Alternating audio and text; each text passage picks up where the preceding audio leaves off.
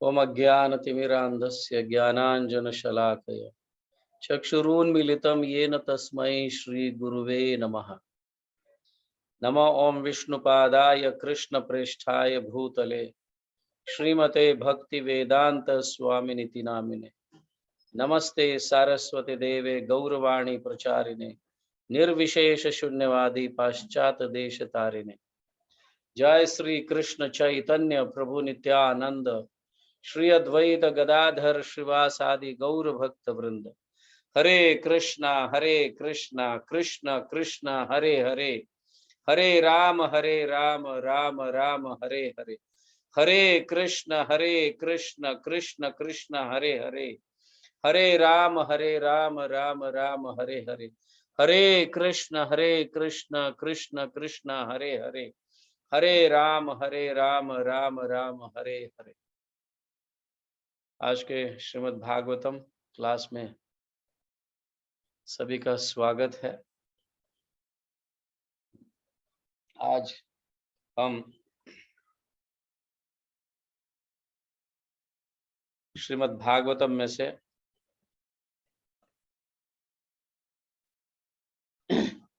महादेव शिवजी और सती का संवाद, इस विषय में चर्चा करेंगे। आज का टॉपिक ऐसा है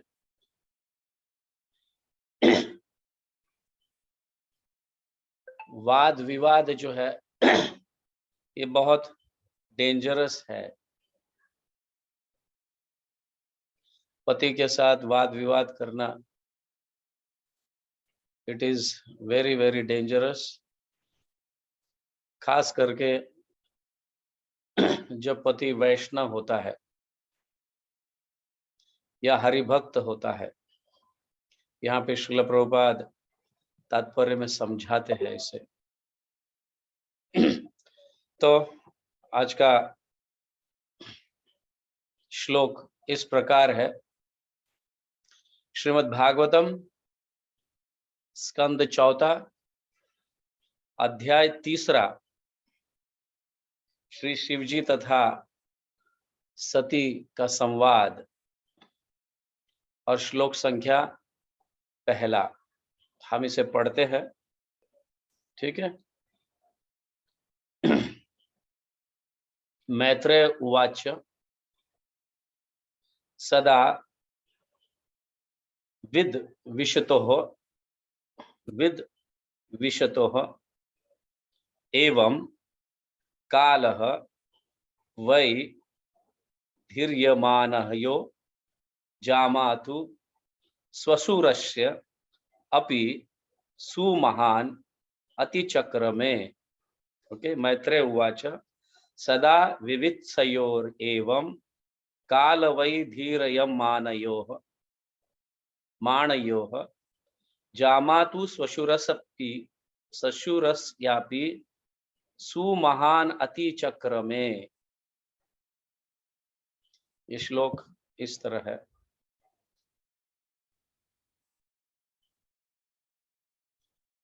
वन मिनट। ओके, तो हम यहाँ पे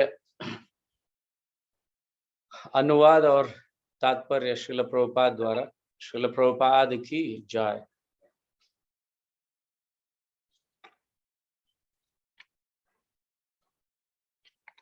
मैत्रेय ने आगे कहा, हम इसके पहले इसकी चर्चा की है कि किस तरह से दक्ष ने शिवजी का अपमान किया, बुरा भला कहा। उसके उपरांत नंदी को रहा नहीं गया। फिर नंदी ने भी वहां पे उपस्थित सारे ब्राह्मणों को जो दक्ष का साथ दे रहे थे उनको शाप दिए।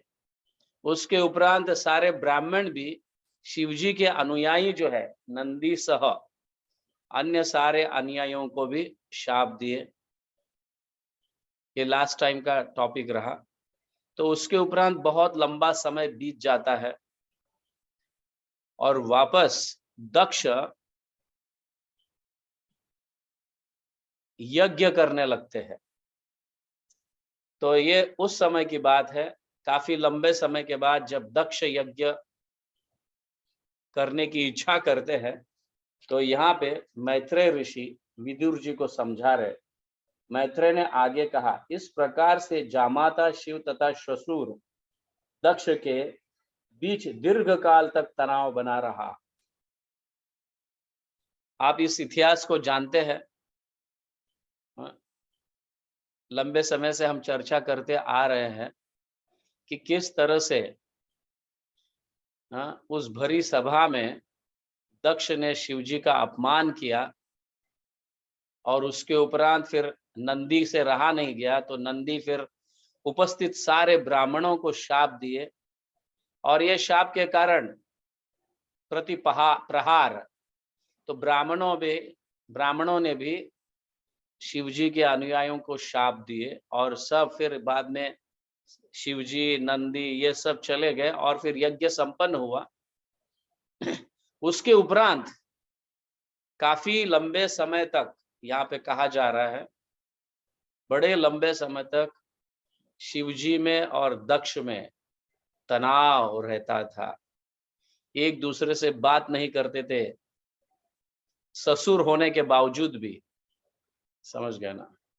इतना ही नहीं कि अपने पुत्री से भी कभी वो मिले नहीं, काफी लंबे समय तक।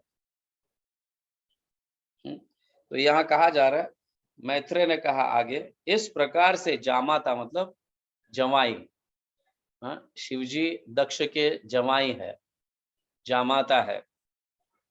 तो जामाता शिव तथा श्वशुर मतलब ससुर, कौन? दक्ष के बीच दीर्घ काल तक तनाव बना रहा। तो तात्पर्य में श्रील प्रभुपाद लिखते हैं, पिछले अध्याय में विदुर ने मैत्रेय से प्रश्न किया था कि शिव तथा दक्ष के बीच मनोमालिन्य कलह का क्या कारण था। दूसरा प्रश्न है कि दक्ष तथा उनके दामाद के बीच होने वाले इस कलह से सती अपना शरीर नष्ट क्यों किया। तो ऐसे कई प्रश्न पूछे थे पहले, जिसका उत्तर मैत्रेय ऋषि दे रहे। विदुर ने प्रश्न पूछा था और मैत्रेय ऋषि उसका उत्तर दिए। सती द्वारा शरीर त्याग का मुख्य कारण यह था कि दक्ष ने दूसरा यज्ञ प्रारंभ किया, जिसमें शिव को आमंत्रित नहीं किया गया। द्वेष, ईर्ष्या या दोनों के बीच कलह होने के कारण दक्ष ने सोचा उसको क्या बुलाना है। समझ गया ना? इस तरह से तो जवाई को जो सम्मान मिलना चाहिए था, जवाई को मतलब जामाता को जो सम्मान मिलना चाहिए शब्दों के माध्यम से कहो, तो यहाँ पे उन्होंने सोचा दक्ष ने उसे क्या बुलाना है। समझ गए ना? इस तरह से तो शिवजी को आमंत्रित नहीं किया गया। सामान्यतः जब भी कोई यज्ञ किया जाता है तो सभी देवताओं, विशेषतः ब्रह्मा, शिव तथा अन्य प्रमुख देवता इंद्र तथा चंद्र को आमंत्रित किया जाता है, और ये वे सम्मिलित होते हैं। यद्यपि प्रत्येक यज्ञ का ध्येय भगवान विष्णु को उन्हें संतुष्ट करना होता है। कहा जाता है कि जब तक सब देवता उपस्थित न रहे तब तक कोई भी यज्ञ पूरा नहीं होता। जान लीजिए, यज्ञ इसलिए किया जाता है कि हम सुखी रहे। Isn't it? कभी कभी हाँ, हम भी भक्ति में आने से पहले या अभी भी यज्ञ किस लिए करते हैं? हाँ, ताकि हम सुखी हो। कुछ कमी है तो पूर्ति हो जाए, जिसकी पूर्ति देवी देवताओं के माध्यम से होता है। इसलिए यह कहा गया है कि जब तक, समझ गए ना, जब तक सब देवता उपस्थित न रहे तब तक कोई भी यज्ञ पूरा नहीं होता। क्योंकि हमें हमारे शरीर, हमारे घर पर, हमारे सारे सगे संबंधियों पर देवी देवताओं का कंट्रोल है। हमारे शरीर के सारे जो अंग है उन पर भी देवी देवताओं का कंट्रोल है। जैसे हवा हम नाक से श्वास लेते हैं तो वायु देवता का कंट्रोल है, पानी पीते हैं तो वरुण देवता का कंट्रोल है, हाँ? तो श्रवण करते हैं, चलते हैं, घूमते हैं, बोलते हैं, सुनते हैं, देखते हैं, ये सभी लिम्ब्स जो है, शरीर के जो अंग है, ये देवी देवताओं के कंट्रोल में है। तो हम यज्ञ जो करते हैं, कर्मकांडीय यज्ञ कहो, हाँ? हम जो यज्ञ करते हैं वो हमारे शरीर के सुख के लिए, घर के सुख के लिए या घर में रहने वालों के सुख के लिए यज्ञ करते हैं। तो सभी देवी देवता उपस्थित होना चाहिए यज्ञ में। इसलिए यहाँ पे कहा गया तब तक कोई यज्ञ पूरा नहीं होता।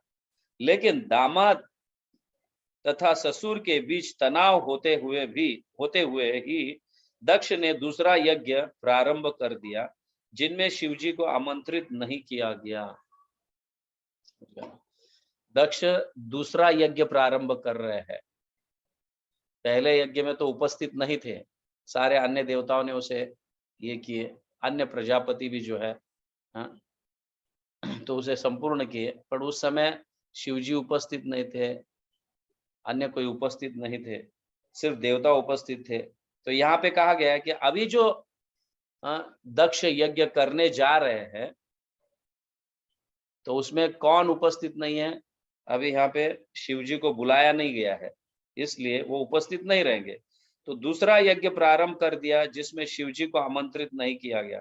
ब्रह्मा ने दक्ष को प्रमुख प्रजापति के रूप में नियुक्त किया था और वह ब्रह्मा जी का पुत्र था ही, अतः उसका पद ऊंचा था, जिससे उसको बहुत घमंड होने लगा। अभी देखो, ब्रह्मा जी हमारे इस ब्रह्मांड के नायक है, ओके, और दक्ष ब्रह्मा जी के पुत्र है। तो अब ये सोचो, इस पूरे ब्रह्मांड के नायक, ब्रह्मांड के लीडर का पुत्र है, तो स्वाभाविक यहाँ पे कहा जा रहा है उसे बहुत घमंड था। जब कोई बड़े अमीर व्यक्ति का पुत्र देखते हैं हम, उसका स्वभाव, उसका बोलना, उसका चलना, हाँ, वाहन से उतरना, एक एक एक अलग तरीका का होता है, जिससे ये पता चलता है कि कितना घमंड है कि नहीं? उनके बातों से, उनके चाल चलन से ये पता चलता है कि उसमें घमंड है। तो ठीक उसी तरह से यहाँ पे ब्रह्मा जी का पुत्र होने के कारण यहाँ कहा गया है, प्रभुपाद तात्पर्य में लिखते हैं, ब्रह्मा जी का पुत्र होने के कारण दक्ष को बहुत घमंड था। उन्होंने शिवजी को एक तुच्छ समझा, इसलिए शिवजी को आमंत्रित नहीं किया गया। अब देखिए क्या होता है, ठीक है? तो आगे यहाँ पे ब्रह्मा ने जब दक्ष को समस्त प्रजापतियों का मुखिया बना दिया तो दक्ष गर्व से फूल उठा। ये स्वाभाविक है। प्रभुपाद भी तात्पर्य में यहाँ पे लिखते हैं, यद्यपि दक्ष शिवजी के प्रति ईर्ष्या, द्वेष तथा शत्रु भाव से पूर्ण था, तथापि उसे समस्त प्रजापतियों का अधिदक्ष नियुक्त कर दिया गया। देखो, उनमें तो ये हमें सीखना बहुत जरूरी है, ये इंपॉर्टेंट चीज है कि लीडर को भी जो है ऐसे व्यक्ति को नियुक्त नहीं करना चाहिए। जैसे ब्रह्मा जी ने दक्ष को मुख्य, प्रजापति के मुख्य बना दिए। यहाँ पे देखो, समस्त प्रजापतियों का अधिदक्ष, अधीक्षक नियुक्त कर दिया गया। मतलब सभी प्रजापतियों के लीडर बना दिए दक्ष को। कौन? ब्रह्मा जी। हालांकि ब्रह्मा जी जानते थे कि दक्ष को शिवजी के प्रति ईर्ष्या है, ये जानते थे, फिर भी उन्हें लीडर बनाया दिया, और जिसके कारण दक्ष को और भी हाँ, अहंकार जागृत हुआ उनके हृदय में, उसका अहंकार और भी बढ़ गया। तो यहाँ पे कहा गया, दक्ष ने वाजपेय नामक यज्ञ प्रारंभ किया और उससे अत्यधिक विश्वास था कि ब्रह्मा जी का समर्थन तो प्राप्त होगा ही, जब उसने एक अन्य महान यज्ञ किया जिससे बृहस्पति सव कहे। तो यहाँ पे दो यज्ञ की बात की जा रही है। पहला यज्ञ है, क्या है? वाजपेय यज्ञ, वाजपेय यज्ञ और बृहस्पति सव, ये दो यज्ञ, मतलब बृहस्पति सव यज्ञ, बड़ा यज्ञ करने से पहले एक ये वाजपेय यज्ञ करना जरूरी होता है। कहा गया है ये वाजपेय यज्ञ से सभी का आशीर्वाद प्राप्त होता है। आशीर्वाद मतलब सहमत, ओके अब तुम ये बड़ा यज्ञ कर सकते हो, ऐसा। तो बृहस्पति सव यज्ञ करने से पहले वो वाजपेय यज्ञ किए। वाजपेय यज्ञ में सभी की सहमति मिली और उन्हें पता था कि ब्रह्मा जी ने, मतलब मेरे पिता ने मुझे प्रजापतियों का अध्यक्ष बना दिया है, लीडर बना दिया है, तो मेरे पीछे तो ब्रह्मा जी का हाथ है ही। समझ गए? मेरे पीछे ब्रह्मा जी का हाथ तो है ही, जो इस ब्रह्मांड के नायक है। ऐसे वो सोचने लगे। जब यज्ञ संपन्न हो रहा था, ब्रह्मांड के विभिन्न भागों से अनेक ब्रह्मर्षि मुनि, पितृकुल के देवता तथा अन्य देवता आभूषण से अलंकृत अपनी अपनी पत्नियों सहित उसमें सम्मिलित हुए। अभी देखो, अभी कोई भी एक त्योहार कहो, हाँ, या कुछ ऐसा यात्रा कहो, जैसे फेस्टिवल्स आते हैं तो हम सजते हैं। तो ये बहुत बड़ा यज्ञ होने जा रहा था, जिसमें बहुत बड़े बड़े देवताएं, उपदेवताएं सब सम्मिलित थे और सबको आमंत्रित किया गया था। और सारे देवता अपने पत्नियों के साथ निकल पड़ते हैं इस यज्ञ में भाग लेने के लिए। इस यज्ञ में भाग लेने के लिए सारे देवता अपने फैमिली के साथ जाते हैं, पत्नी कहो, बच्चे कहो, हाँ, सभी के साथ जाते हैं। तो यहाँ पे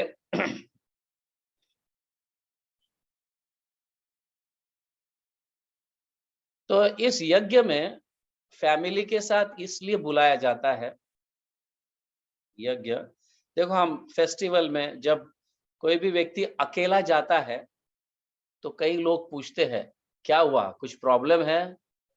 अकेले आए हो, फैमिली नहीं आई है, पत्नी नहीं है, या अगर पत्नी जाते हैं तो पति क्यों नहीं आए हैं, है ना? ऐसे पूछते हैं। हाँ, ऐसे पूछते हैं और ये स्वाभाविक है, ऐसा पूछते हैं तो कुछ प्रॉब्लम तो नहीं हुआ है ना, दोनों के बीच में झगड़ा तो नहीं है ना? कुछ भी जब त्योहार या किसी के ब्याह में जाते हैं या किसी ऐसे शुभ अवसर पर जाते हैं तो कहा जाता है कि फैमिली के साथ जाना चाहिए। फैमिली के साथ जाने से मन प्रसन्न रहता है और अन्यों को भी प्रसन्न बना देता है। अकेले जाते हैं तो अपना मन तो प्रसन्न नहीं रहता है, क्योंकि अन्यों के फैमिली को देखकर, हाँ, पुरुष कहो स्त्री कहो, थोड़े अलग हो जाते हैं। फैमिली के साथ रहते हैं तो एक प्रसन्नता होती है। इसलिए यहाँ पे सारे देवर्षि, देवता, राज ऋषि, हाँ, अपने अपने पत्नियों के साथ इस यज्ञ में शामिल होने जा रहे थे। अभी यहाँ पे देव और उपदेव भी कहा गया है। उपदेव मतलब सिर्फ देवताओं को ही नहीं बुलाया गया, उपदेवता, उपदेव मतलब देवताओं के बीच में और मनुष्यों के बीच की जो श्रेणी है उसे उपदेव कहा गया है। यहाँ पे उपदेव वर से तात्पर्य है निम्न श्रेणी की देवता, यथा गंधर्व, किन्नर्व तथा उरग, जो वास्तव में देवता न होकर देवताओं तथा मनुष्य के बीच की श्रेणी के प्राणी है। मतलब यह वो लोग है। तो उपदेवता मतलब मनुष्य और देवताओं के बीच वाली श्रेणी जो है, उन लोगों को या उन मनुष्यों को या उन मानवों को उपदेवता कहा जाता है, उपदेव कहा जाता है। तो अब यहाँ पे प्रसंग प्रारंभ होता है।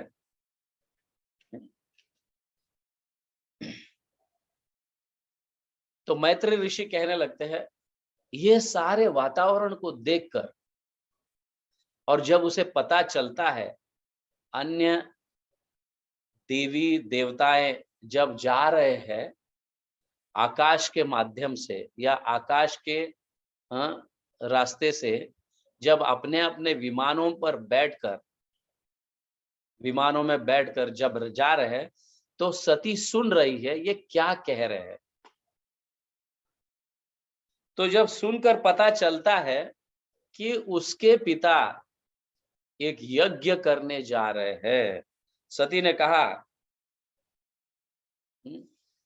यहाँ पे वो देखती है, यहाँ पे कहा गया, दक्ष कन्या साध्वी सती ने आकाश मार्ग से जाते हुए स्वर्ग के निवासियों को परस्पर बातें करते हुए सुना।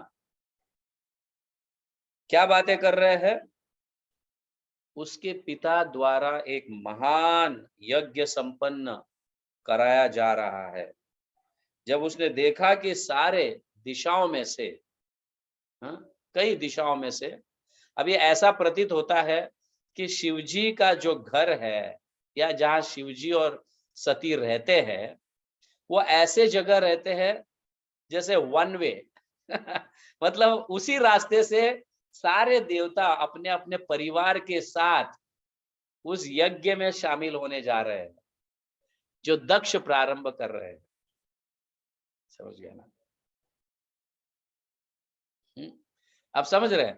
तो ऐसे नहीं, कहीं देवताओं के पत्नियां जो है, वो इतना सज कर बड़े सुंदर आभूषण पहने हुए है, गले में अनेक प्रकार के सोने के दागिने हैं, हाथों में कंकण है, बड़ी सच कर, मतलब सज धज कर जो है, और सुंदर वस्त्र पहने हुए है, और अपने बालों को भी अच्छी तरह से सजाए है। जैसे ब्याह में हम कई लोगों को देखते हैं, समझ गया ना? ज्यादातर उस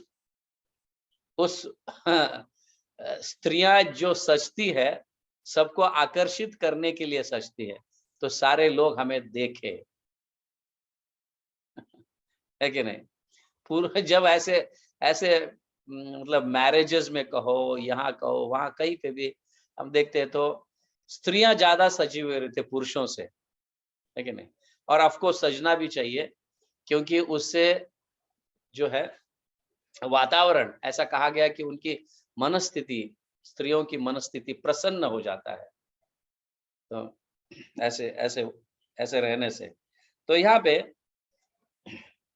स्वर्ग के निवासियों की सुंदर पत्नियां, जिसके नेत्र अत्यंत सुंदरता से चमक रहे थे, उसके घर के समीप से होकर सुंदर वस्त्रों से सुसज्जित होकर तथा कानों में कुंडल एवं गले में लॉकेट युक्त हार से अलंकृत होकर जा रही है, तो वह अपने पति भूतनाथ के पास अत्यंत उद्विग्नता पूर्वक गई और इस प्रकार बोली।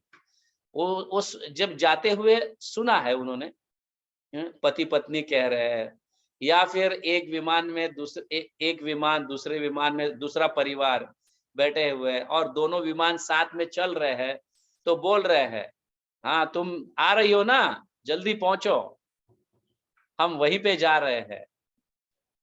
जैसे हम दो गाड़ी देखते हैं, एक गाड़ी में एक परिवार बैठा है, दूसरे गाड़ी में दूसरा परिवार बैठे हैं, तो विंडो को हम ओपन करके बोलते हैं, है ना, हम भी वही जा रहे हैं, हम भी आ रहे हैं, कैसे हो क्या नहीं। तो इस तरह से एक स्त्री दूसरे स्त्रियों के साथ बात करते हुए या अपने पति के साथ बात करते हुए सुन रही है सती। क्या बात कर रहे हैं? हाँ, दक्ष ने एक बहुत बड़ा यज्ञ, हाँ, प्रारंभ करने जा रहे हैं, यज्ञ होने वाला है, तो हम सब उसी दिशा से हम वहां ही जा रहे हैं।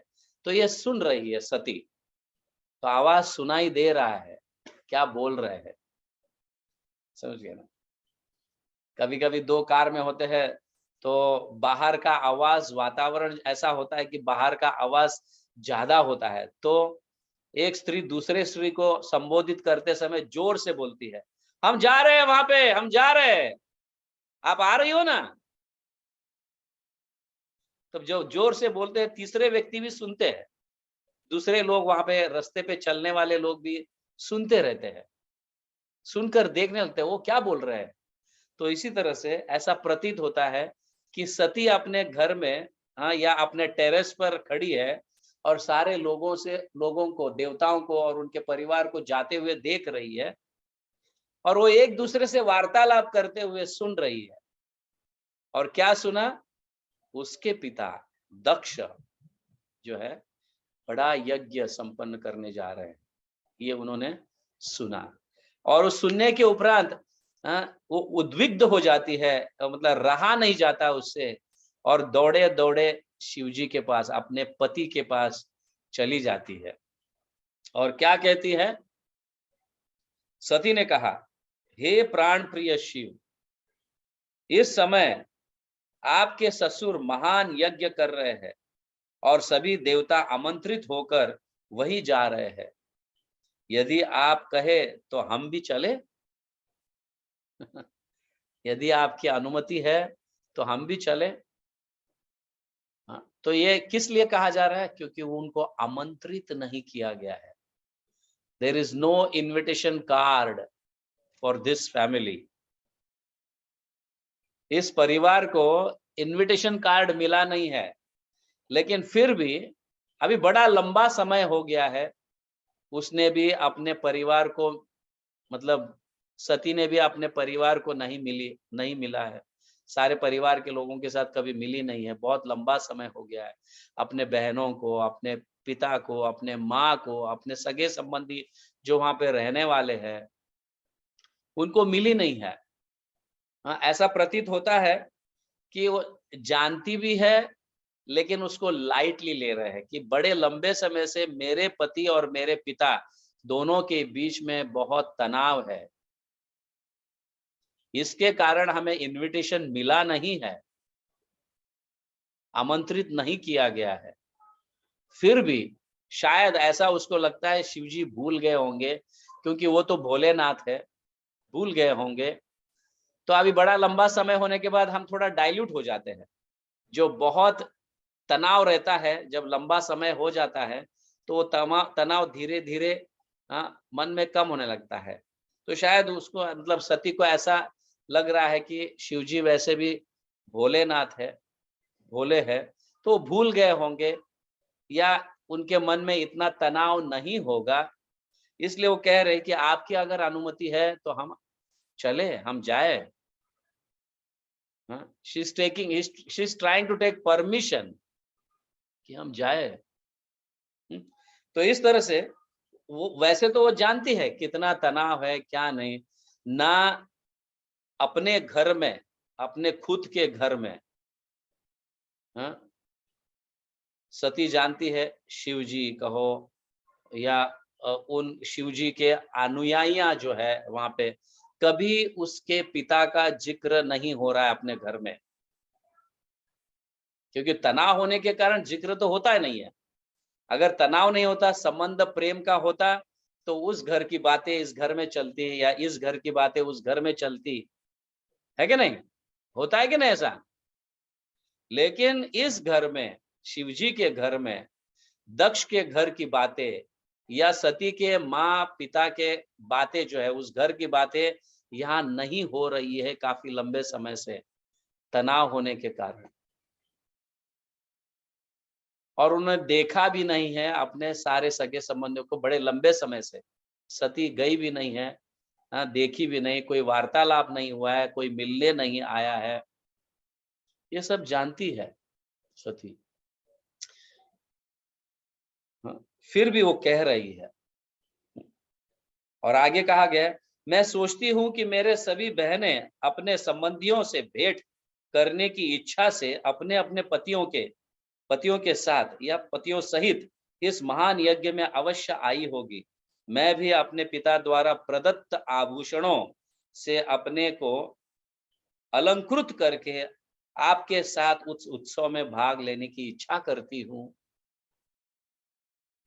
अभी देखो यहाँ पे एक इंपॉर्टेंट, यहाँ पे उपनीतम परिब्रहम अर्हितुम, इन शब्दों का उच्चारण किया गया है। क्या है? उपनीतम मतलब प्राप्त हुआ हुआ, मुझे प्राप्त हुआ। क्या है?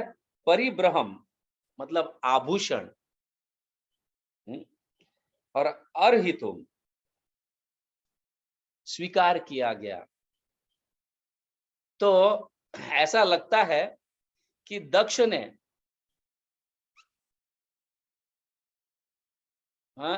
अपने दामाद को कहो, हाँ,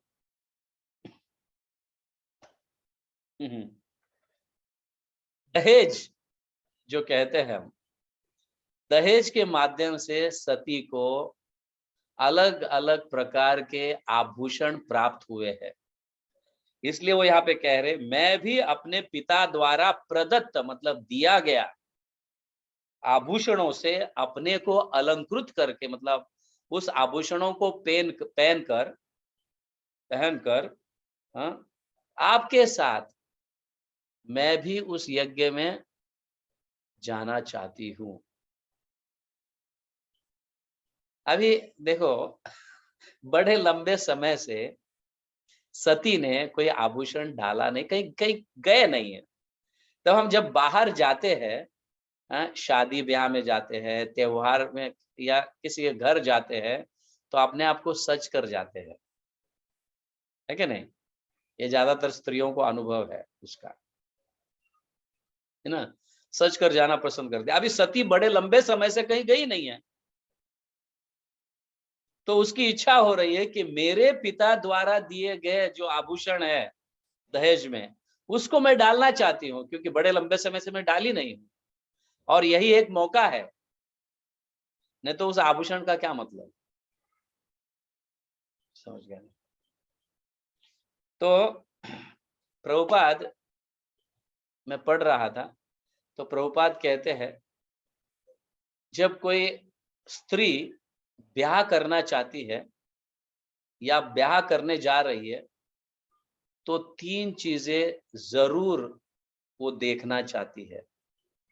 3 चीजें, या 3 चीजों के माध्यम से मेरे पति मुझे प्रसन्न करेंगे क्या नहीं, प्रभुपाद ये कहते हैं। और वो 3 चीजें क्या है? हर स्त्री चाहती है अपना घर हो, ब्याह करने के बाद भाड़े के घर में तो नहीं रह रहा ना मेरा पति। अपना घर है ना खुद का। हाँ, लड़की तो ठीक है, माँ बाप, ये स्वाभाविक है, मेरी लड़की किसी घर जा रही है तो उनका खुद का घर तो है ना, नहीं तो ऐसा नहीं कि दरवेशी जैसा यहाँ वहां भटकते रहे, आज यहाँ तो कल कहीं और, कल कहीं और, समझ गए ना? तो मेरे मेरे पुत्री को या मेरे लड़के को तकलीफ ना हो, सारा सामान यहाँ से उठाकर वहां ले जाओ, वहां से उठाकर वहां ले जाओ। आप उनको पूछो, जो बैंक में हमेशा हर 3 साल में बदली होते रहती है, खास करके बैंक लोगों को, बैंक मैनेजर्स जो होते हैं, बड़ा तकलीफ होता है। तो स्त्री चाहती है कि अपना खुद का घर हो, समझ गए? ये पहला। दूसरा, आभूषण जो है, सोना जो है, वो उसे संतुष्ट करता है। प्रभुपाद कह रहे थे 3 चीजें, 3 चीजें बहुत महत्वपूर्ण है स्त्री के लिए, वो हर हमेशा इससे प्रसन्न रहती है। तो अपना खुद का घर हो, दूसरा है आभूषण, पर्याप्त आभूषण हो, और तीसरा है अच्छे बच्चे होने चाहिए। समझ गए ना? पति जो है संतान को देने वाला होना चाहिए। समझ? मेरी गोद संतानों से भरा रहे, ये हर स्त्री चाहती है। प्रभुपाद कहते हैं ये तीन चीजें है, तो स्त्री को अन्य और कोई आवश्यकता नहीं है। तीन चीजें बहुत महत्वपूर्ण है। कोई भी माँ अपने बच्चे जो है मतलब टेररिस्ट बनाना नहीं चाहती। मेरे बच्चे अच्छे हो, हाँ, पूरे समाज में नाम कमाए, हमारा नाम रोशन करे, ये स्त्री स्वयं भी चाहती है। समझिए ना, माता स्वयं चाहती है। तो यहाँ प्रभुपाद ये कहते हैं, मतलब अनुवाद में ऐसे लिखते हैं, मैं भी अपने पिता द्वारा प्रदत्त आभूषणों से अपने। तो यहाँ देखा जा सकता है कि स्त्री को आभूषण डालने की कितना मतलब शौक होता है, हाँ, उन्हें पसंद होता है। समझ गए ना, उनका मन प्रसन्न हो जाता है। तो प्रभुपाद तात्पर्य में लिखते हैं, यहाँ कोई विलक्षणता नहीं है, यह कोई विलक्षणता नहीं है, क्योंकि भौतिक सुख का मूलधार स्त्रियां है। स्त्री के बिना कोई भी व्यक्ति पुरुष सुखी नहीं रह सकता। स्त्री जो है वो पुरुष को सुख देती है, सुख देकर उसका विस्तार करती है, उस सुख का विस्तार करती है स्त्री। यहाँ प्रभुपाद क्लियरली लिखते हैं, क्योंकि भौतिक सुख का मूलाधार जो है वो स्त्रियां है। इसलिए संस्कृत में स्त्री शब्द प्रयुक्त मिलता है, जिसका अर्थ है वह जो भौतिक सुख का उपभोग के क्षेत्र को विस्तारित करती है। पुरुष के सुख को विस्तारित करती है स्त्री। पुत्र मतलब बच्चे देकर कहो, घर कहो, घर को चलाती है, घर को ठीक रखती है, तो पुरुष सुखी हो जाता है उससे, या उसका सुख का विस्तार हो जाता है। ऐसे प्रभुपाद यहाँ पे कहते हैं। तो स्त्री पुरुष को आकृष्ट करती है, और इस प्रकार से सांसारिकता, जिसमें घर, संपत्ति, संतान, मित्रता इत्यादि सम्मिलित है, बढ़ती जाती है। परिवार बढ़ता है, समझ गए ना, सम्मान बढ़ता है स्त्री के कारण, और स्त्री के कारण ही बढ़ता है। अगर पुरुष ब्याह नहीं करेगा, तो कैसे उसका संसार बढ़ेगा? बढ़ ही नहीं सकता, ब्याह नहीं करता है तो इसका मूलाधार जो है वो स्त्री है। पुरुष के सुख का मूलाधार स्त्री है, ये प्रभुपाद क्लियरली यहाँ पे कहते हैं।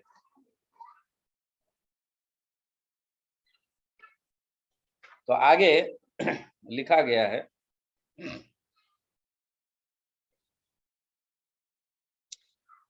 तो प्रभुपाद यहाँ पे तात्पर्य में और एक बात कहते हैं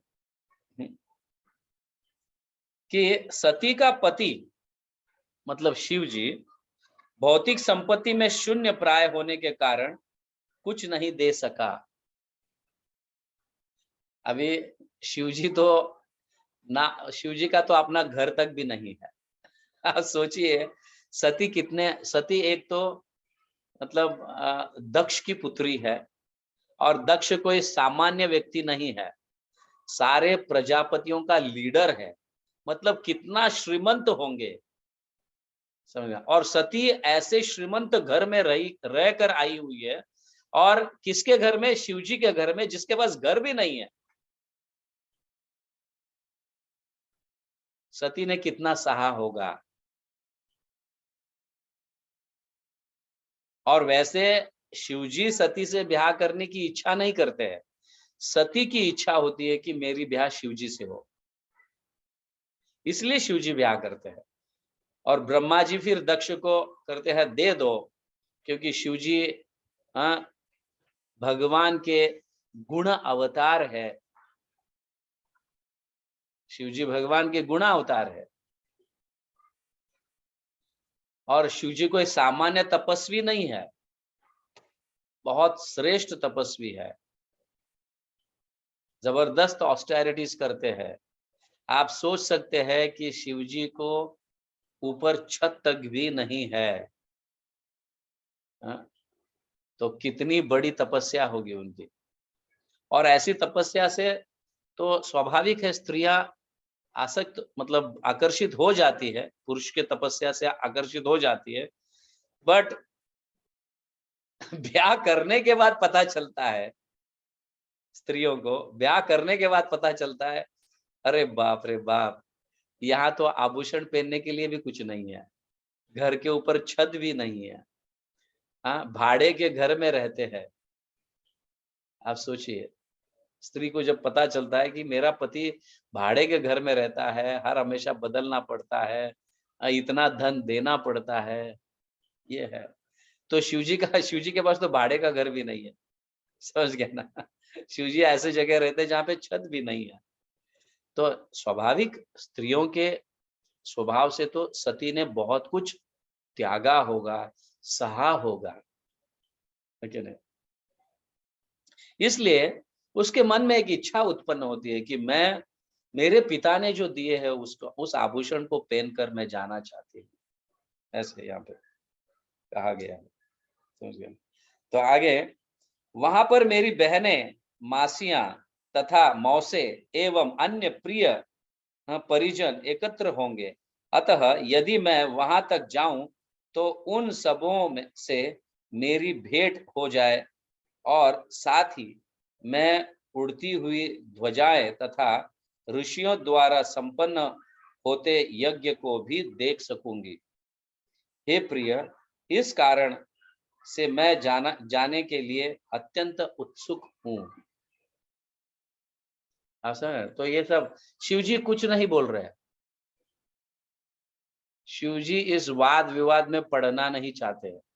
तो शिव जी इतने सरल है कि पहले सारी बातें सुन रहे हैं, उसकी पत्नी ने जो कहा, और शिव जी के मन में कभी-कभी आंखें बंद कर कर सोचने लगते हैं शिव जी, जब पत्नी बात कर सती बात कर रही है, तो शिव जी आंखें बंद कर कर ध्यान कर रहे हैं कि उसके पिता कैसे हैं, क्या हमें सम्मान देंगे, हाँ, हमें आमंत्रित नहीं किया गया है, हम जाएंगे तो ठीक रहेगा। जब जैसे जैसे पत्नी बात कर रही है तो शिव जी मेडिटेट कर रहे हैं वो सारे वातावरण पर कि क्या हुआ, तो अगर जाएंगे तो क्या होगा, नहीं जाएंगे तो क्या होगा, ये दोनों पर मेडिटेट कर रहे हैं। इसलिए वो ध्यान से सुन रहे हैं क्या बातें कर रही है, मतलब क्या बोल रही है अपनी पत्नी, समझ गए?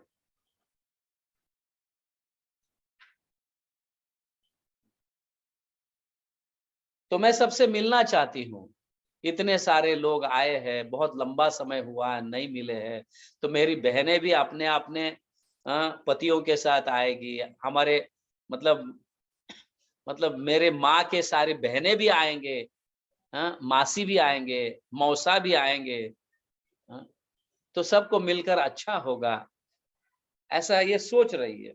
लेकिन शिव जी कुछ अलग सोच रहे हैं, समझ रहे?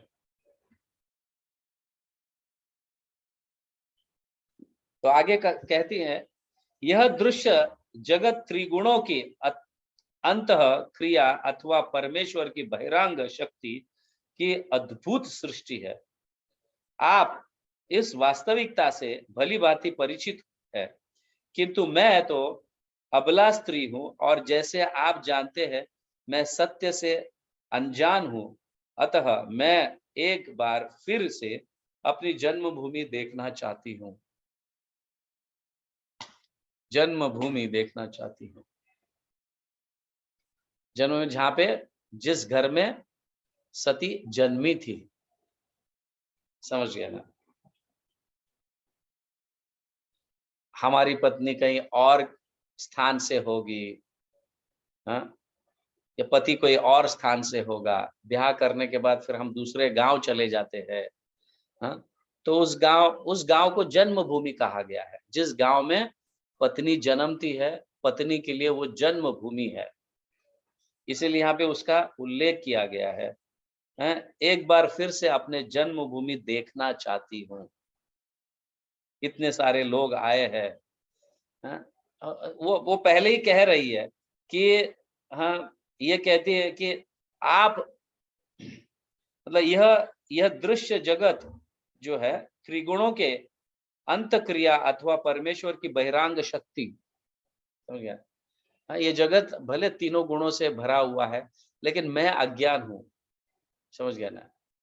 आप सब जानते हो, मैं अज्ञान हूँ, मैं अबला स्त्री हूँ, मैं ये सारे जो चीज़ों को जिससे अनासक्त होना चाहिए, ये होना चाहिए, वो होना चाहिए, इन सारी चीज़ों को मैं नहीं जानती। मैं तो अबला नारी हूँ, मैं तो आसक्त, मतलब अपने जन्मभूमि से, अपने लोगों से मैं आसक्त रहती हूँ, मैं आकृष्ट हो जाती हूँ, समझ गया ना? तो तो यहाँ पे शिव जी को प्रसन्न करने का प्रयास कर रही है। तो प्रभुपाद तात्पर्य में समझाते हैं, सती ने कहा, जहां तक मेरा सवाल है, मुझे आत्म साक्षात्कार का अधिक ज्ञान नहीं है। आत्म साक्षात्कार का अधिक ज्ञान न होने के कारण ही हम कई चीजों से आकर आसक्त हो जाते हैं। तो मुझे तो अपनी जन्मभूमि खींच रही है और मैं उसे देखना चाहती हूँ। अभी जन्मभूमि का अर्थ जो है, वहां पे अपने रहने वाले सगे संबंधी भी जो है, उसके प्रति आकर्षित होना सिर्फ जन्मभूमि से नहीं होता है। जन्मभूमि से हमारा संबंध नहीं था। जन्मभूमि मतलब जहाँ पे जन्म हुआ है, वहां पे आसपास रहने वाले सारे लोग अपने सगे संबंधी बन जाते हैं और उनके प्रति हम आसक्त हो जाते हैं, उनके प्रति हम आकृष्ट हो जाते हैं, उनको मिलने की इच्छा होती रहती है। ये नहीं कि जाकर जमीन को मिलने की इच्छा होती है, समझ गए ना? तो यहाँ कहने का तात्पर्य ये है कि वहां पे मेरे कई सगे संबंधी लोग रहेंगे, अड़ोस पड़ोस के नेबर्स है, ये है जो हर हमेशा मैं जाकर उनके उनकी पुत्रियों के साथ मैं खेलती थी, रहती थी, मेरे सखियां भी है। तो ये सभी को मिलाकर जन्मभूमि होता है। आप समझ रहे हैं इसको? हाँ, जन्मभूमि का मतलब ये नहीं कि मिट्टी से बना हुआ जो भूमि है वो है। जन्मभूमि का अर्थ है मैं वहां पे जो जन्मी है और कई मेरे सखियों के साथ मेरे मतलब सखियों के साथ खेली है, खेली हुई है। तो उनका नाता, तो उनके पिताओं के साथ या माता पिता के साथ संबंध, जो नेबर्स होते हैं और अन्य सगे संबंधी भी जो होते हैं, क्योंकि स्त्री जब ब्याह करती है तो एक जगह से दूसरे जगह जाती है, वहां के सारे सगे संबंध टूट जाते हैं और दूसरे संबंध बनने लगते हैं। बट ये स्वाभाविक है स्त्री का, हाँ, कि उसका भले कितने भी नए संबंध बने, लेकिन जन्मभूमि में जो संबंध है, जो सगे संबंधी है वहां के, उनके प्रति उसका हृदय जो है रहता ही है। इसलिए यहाँ पे कहा जा रहा है, हे देवश्रेष्ठ, भला एक पुत्री का शरीर यह सुनकर कि उसके पिता के घर में कोई उत्सव हो रहा है, विचलित हुए बिना कैसे रह सकता है? हाँ? यद्यपि आप यह सोच रहे होंगे कि मुझे आमंत्रित नहीं किया गया, किंतु अपने मित्र, पति, गुरु या पिता के घर बिना बुलाए भी जाने में कोई हानि नहीं होता। ये बहुत इंपॉर्टेंट चीज है जो यहाँ पे, हाँ, सती अपने पति से कह रही है। क्या कह रही है? कौन बिन बुलाए मेहमान जो है, हाँ, किनके किनके घर में होता है? देखो, मित्र, पति गुरु और पिता, इनके घर में आप बिना बुलाए भी जा सकते हो। आप समझ रहे हैं? ये श्रीमद् भागवतम कह रहा है यहाँ पर। श्रीमद् भागवतम में सती कह रही है कि आप मित्र के घर बिना बुलाए जा सकते हैं, हाँ? पति के घर बिना बुलाए जा सकते हैं, गुरु के घर बिना बुलाए जा सकते हैं, और पिता के घर भी बिना बुलाए जा सकते हैं। आमंत्रण की आवश्यकता नहीं होती इन घरों में। ये कहकर अपना संवाद जो है, हाँ? अपना संवाद रोक देती है। सबसे फाइनल ये कह देती है कि इनके घर में जाने में कोई दिक्कत नहीं, विदाउट इनविटेशन। ये नोट डाउन कीजिए आप। कौन? मित्र, पति, गुरु और पिता, इन 4 घर में बिना बुलाए जा सकते हो। समझ गए ना? बिना बुलाए जा सकते हो इन 4 घरों में, यहाँ पे कहा गया है। इसलिए शिव जी को कहते हैं, हमें आमंत्रण नहीं दिया है तो क्या हुआ, हम जा तो सकते ही है। समझ गया ना? लेकिन शिव जी आगे एक बहुत बड़ी चीज कहते हैं, किनके घर हम नहीं जाना चाहिए। ऐसा होते हुए भी मित्र, पति, गुरु, पिता, ऐसा घर होते हुए भी किनके घर में नहीं जाना चाहिए, ये शिव जी आगे कहेंगे। इसको हम अगले शुक्रवार या अगले श्रीमद् भागवतम क्लास में सुनेंगे। समझ गए ना? तो हमने आज के सत्र में क्या-क्या सीखा? स्त्री के विषय में, ज्यादातर स्त्री के मन के विषय में हमने ज्यादा सीखा। स्त्री चाहती क्या है, समझ गए ना?